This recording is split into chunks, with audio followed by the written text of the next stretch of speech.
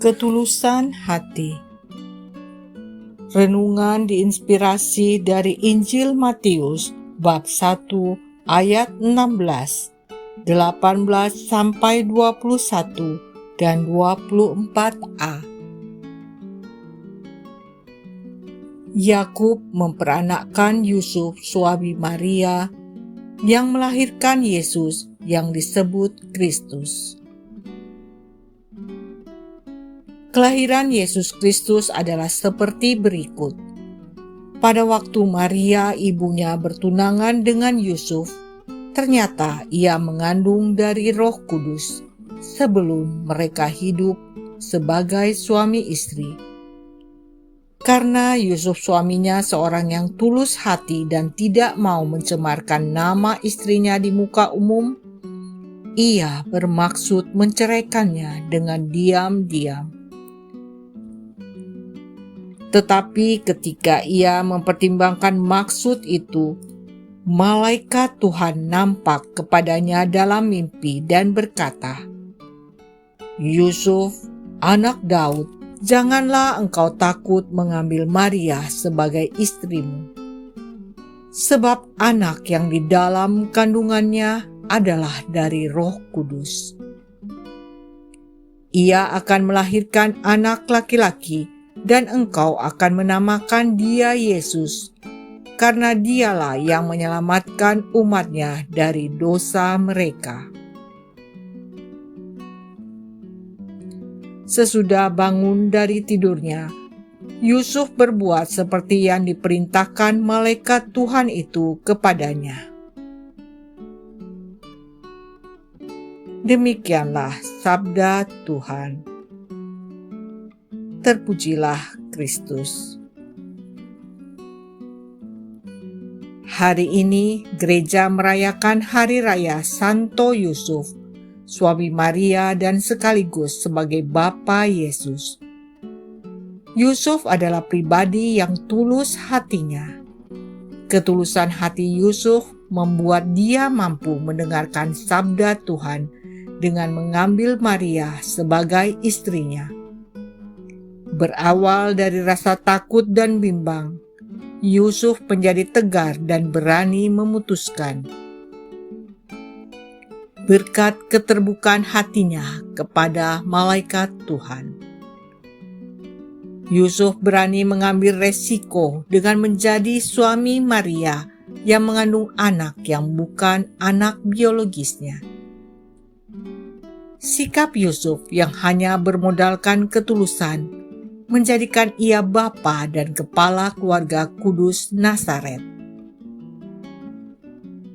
Dalam bacaan Injil, sangat jelas betapa pribadi Yusuf tidak pernah bicara.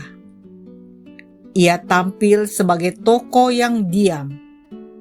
Diam berarti ketaatan dan kepatuhan yang tanpa celah, karena iman yang mendalam akan kehendak Allah. Yusuf sendiri memberikan diri seutuhnya pada kehendak dan rencana Allah.